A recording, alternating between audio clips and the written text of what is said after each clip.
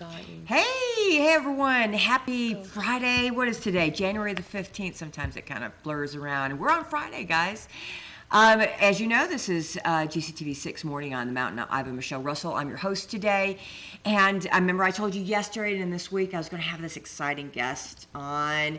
We have a lot of veterans, a lot of people who have military people in their family. And if you've ever dealt with the VA at any point, you're going to definitely appreciate this guest.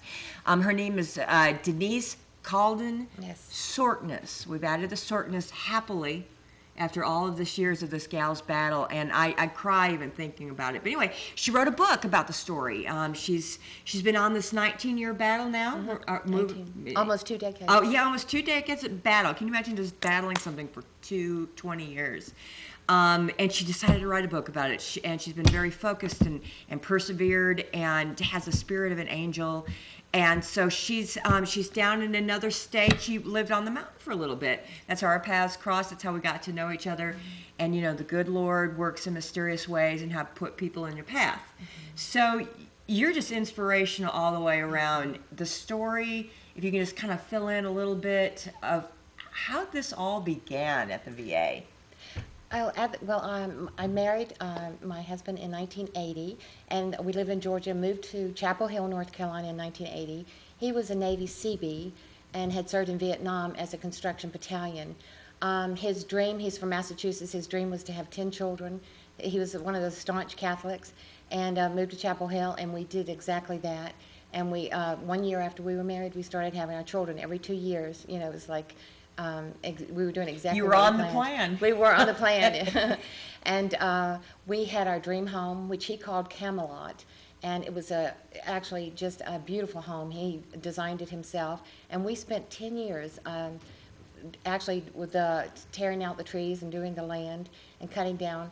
But he would have stomach aches during all this time. Every 2 years would have a child, but he would be doubling over with pain. And finally, we decided we better find out what's going on. And we went to Chapel Hill Memorial Hospital, and they decided, oh, maybe it's just an appendicitis or, you know, a hernia or something. And all of a sudden, I had written a journal before that, stating to my children that were not yet born, and told them, described to them how much they were loved, and we were excited about having them. And in my journal, in my book, I actually read or put the excerpt from my journal on that very day in January of 1987. I was at our home where we were building in the country, and the doctor called me, and he said, I said, is everything okay? I'm on my way back to the hospital, because he had had experimental surgery to see what was going on. And he said, oh, by the way, we're on the way down to the hallway to tell him that he's got 2 years to live. He's got non-Hodgkin's lymphoma stage 4 from exposure to Agent Orange. He gave me no warning whatsoever. I was numb, and I was in shock. The doctor just came out and said, by the way. By the way, we're on our way. And I said, okay, and I was in shock. And I said, can you at least wait till I get there? I had no warning whatsoever. And he said, oh, well, we're an experimental research hospital. We have to teach our students how to tell patients that they're terminally ill. He said, you'll have to hurry, because we're on a schedule. This was exactly in my excerpt from my journal to my children. And it's in my book, exactly word for word. So it was snowing. It was very hard to get into, but my mother had driven up from Georgia to take care of we had 3 young children. They were only 2, 4, and 6 years old. And we were living in a modular home while we were building our dream home on the land. It was 10 acres of land in Chapel Hill, North Carolina.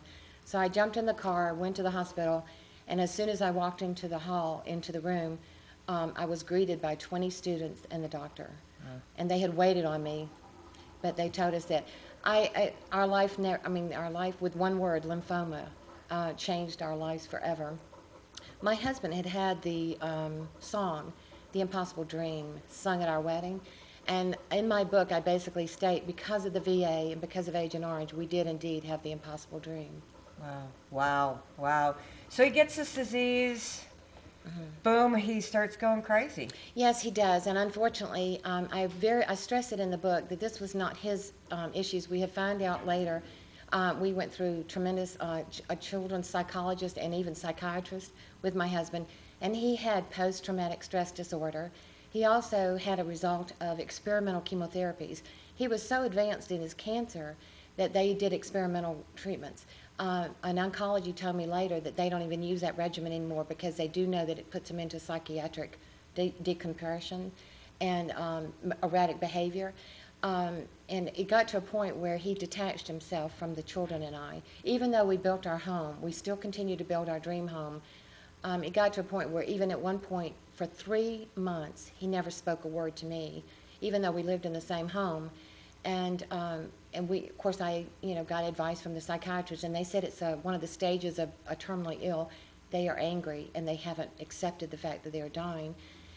We did hire Dr. Caldon out of Chapel Hill, and she came in and visited the children. And over a 2-year period, she finally said to me, "You've got to remove the children from this environment." We were in danger. And a lot of the issues and events that took place are in the book, but I have chosen to take a few of them and never have them spoken because they were so violent.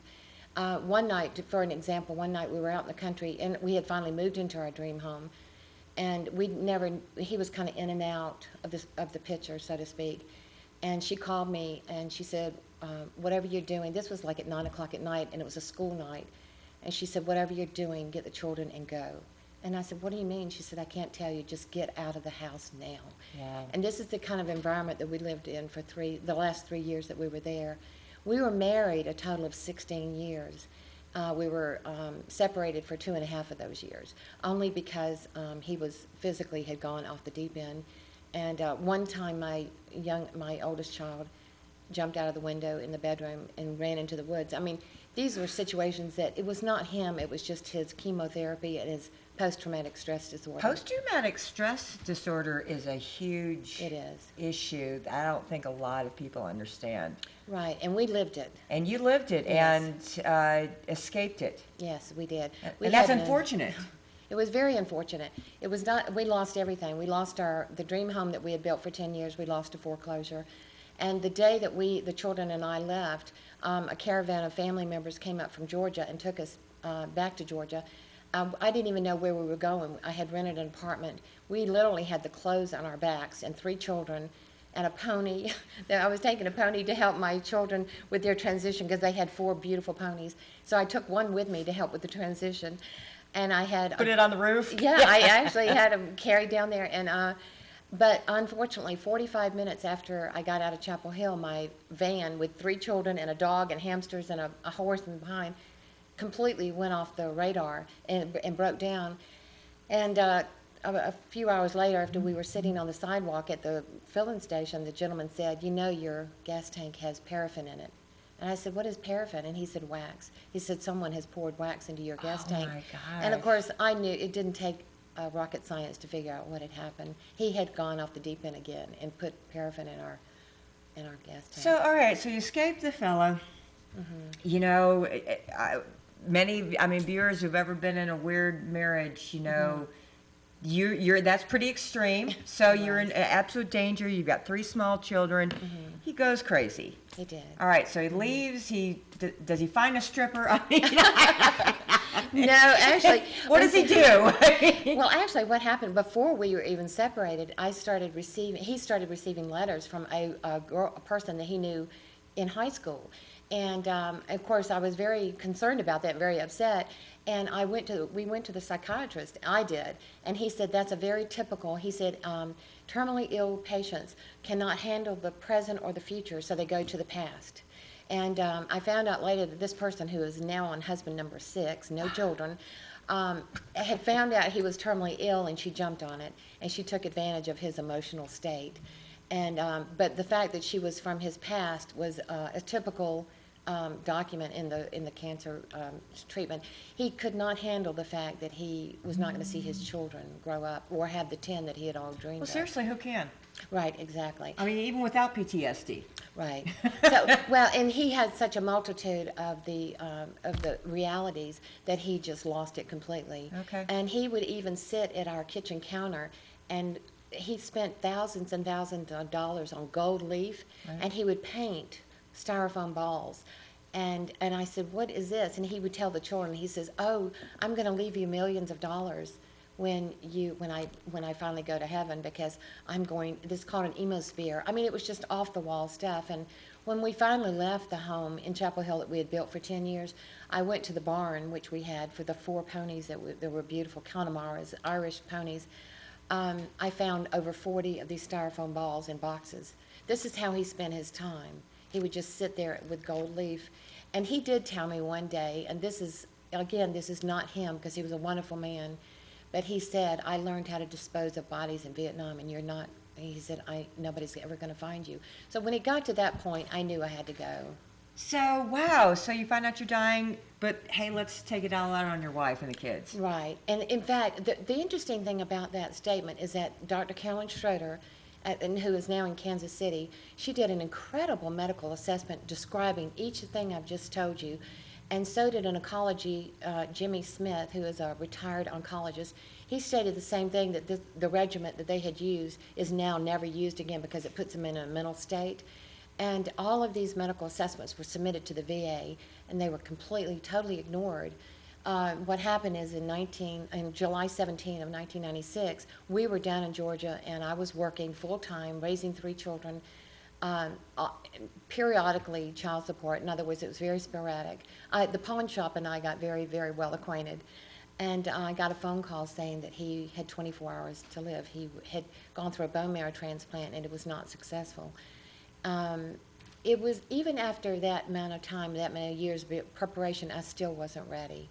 But I had to leave my work and go pick up the children from their grammar school and take them home and tell them that their father was not going to make it. Of course, he had moved to Oregon at this point with this person from high school. Okay. Yeah. But you hadn't divorced. Oh, no, we were separated, never divorced. Never divorced. Never divorced. Never divorced. All right, so this gal, he's out there living in Oregon. Right. Okay, he passes away. You Yes. go through the death. Then Right. what? And then right after, we flew to Massachusetts for his funeral, and then a couple of weeks later, I said, okay, now it's time for me to go ahead and file my paperwork for the VA, because I didn't even know how I was going to pay the bills. I filed for my VA DIC spousal benefits, and the gentleman said, someone's already filed. And I said, what do you mean somebody's already filed? And apparently this person from Oregon had gotten right on it and had filed the week after he died. But she's not married to him.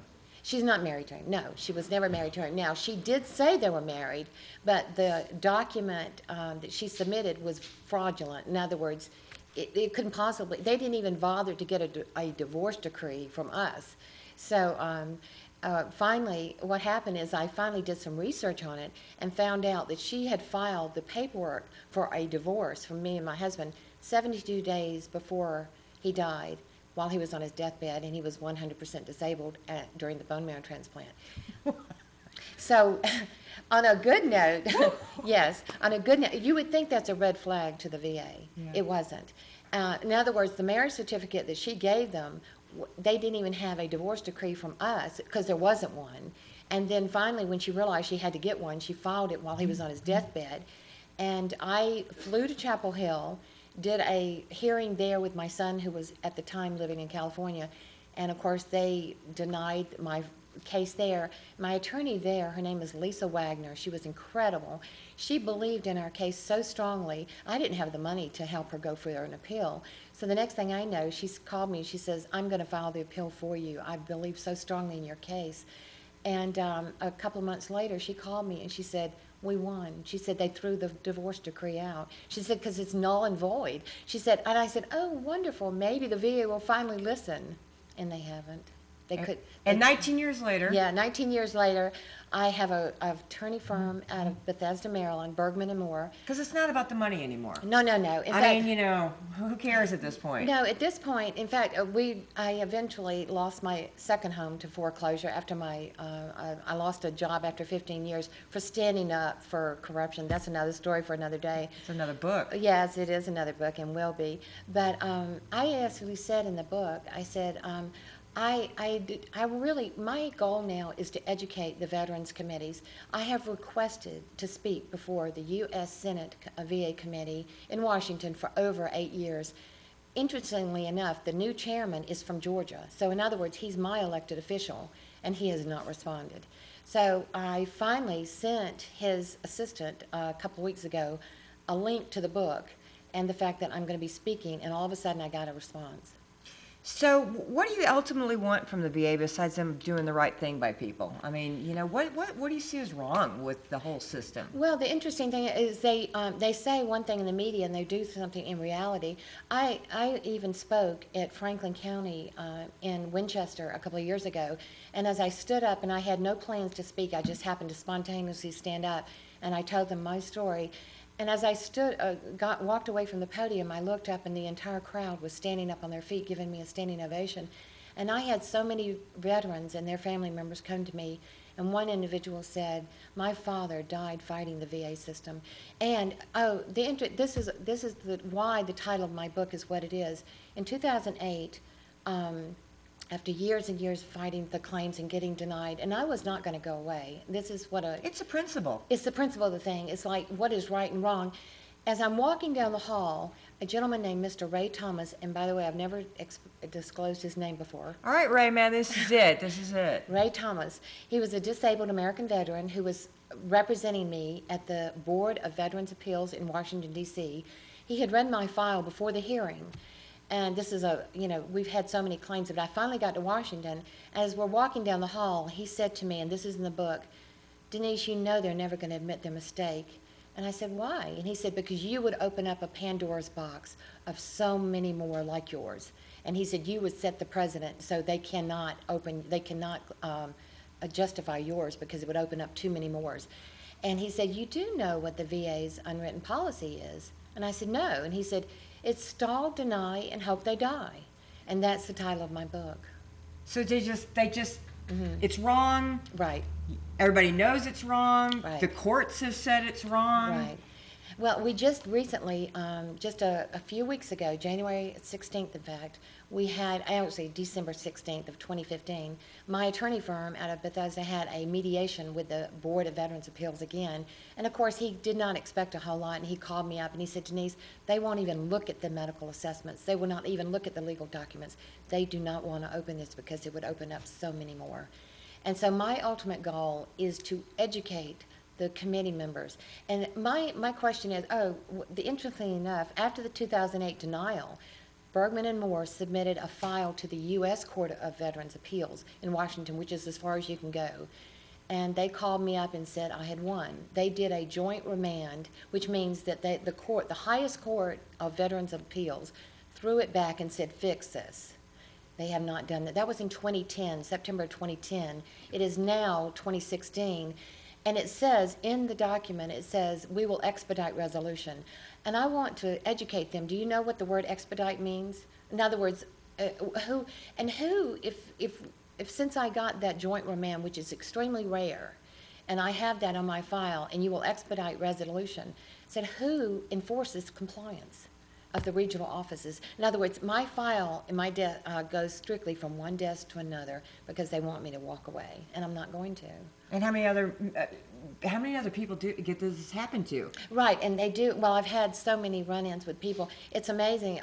I've now put the link on Facebook, and I have people from all over the world now, and mostly in the United States, befriending me, and I'm going, "Who is this?" And when I see they're a veteran, I click on it and say yes, because my link to my book and my story is going.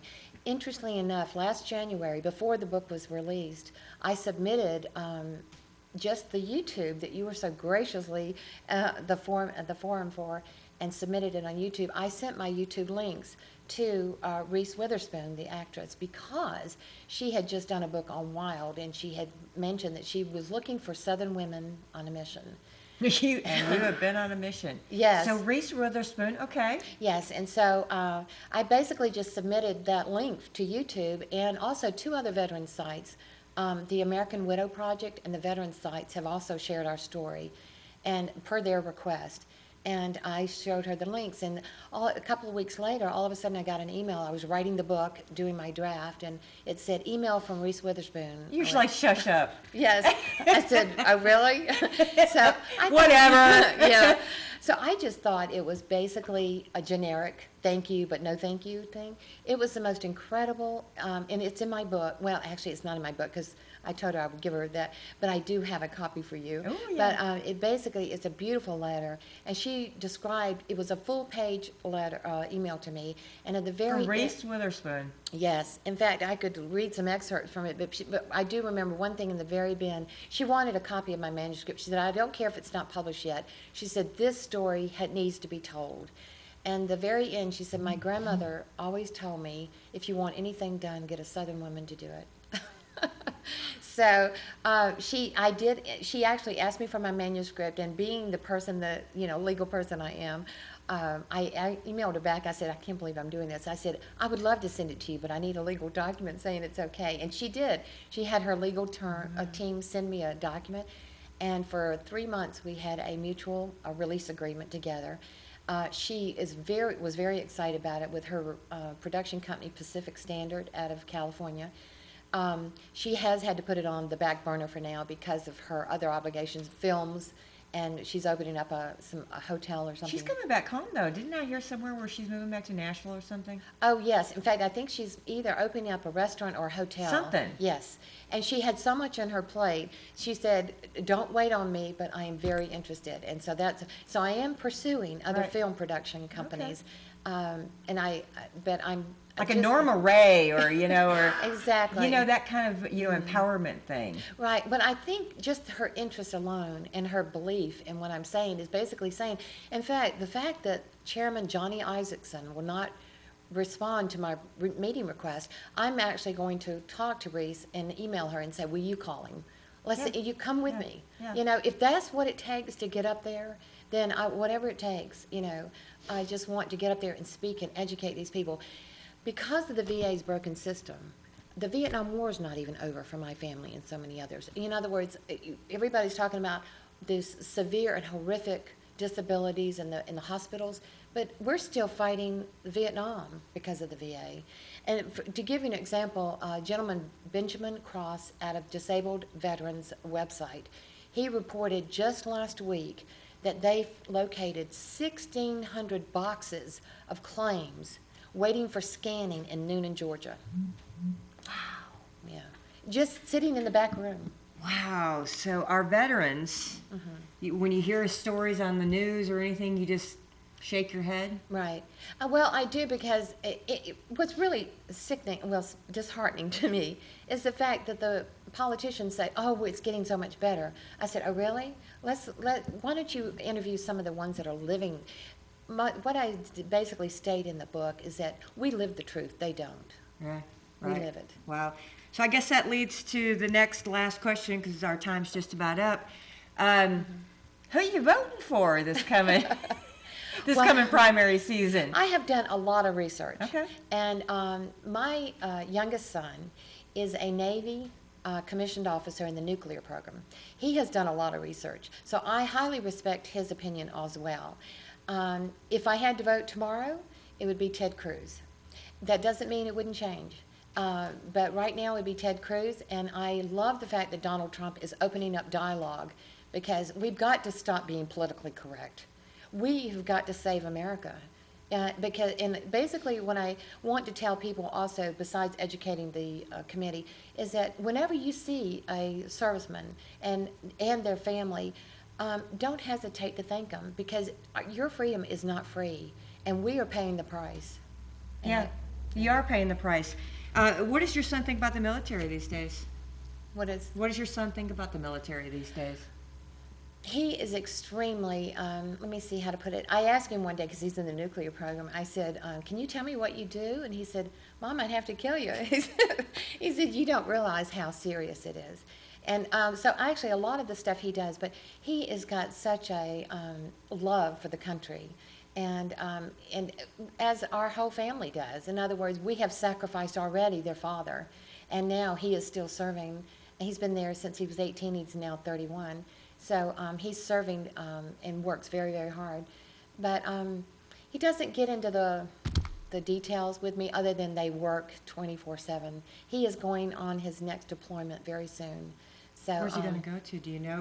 Is it a Middle East no, thing? well, basically, he's told me that he can't tell me. Okay. Okay. So he was on the USS Dennis for many, many years, but he is going to be on another carrier, but I'm not at liberty to say. I know, but I'm not at liberty to say. But he has got a tremendous love, and but he is supporting Ted Cruz right now. Wow. Okay. Well, so be it. Any last words? We've got her book. If you're interested in learning more about her story, because I'm telling you, wow. But it's a stall, deny, and hope they die, the VA's unwritten policy, the story of one widow's 19-year battle with the VA.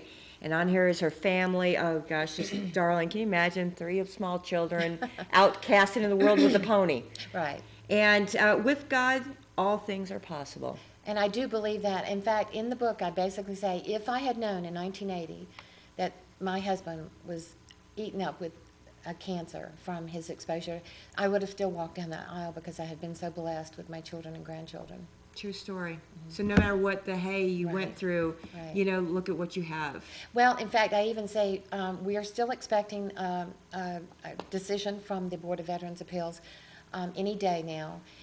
But regardless, we are not living for that decision. It would help bring some closure and help us financially because we're still struggling. But we are richer than most of the politicians will ever be. So you'd have to say, and once again, it's what got you through this was your faith?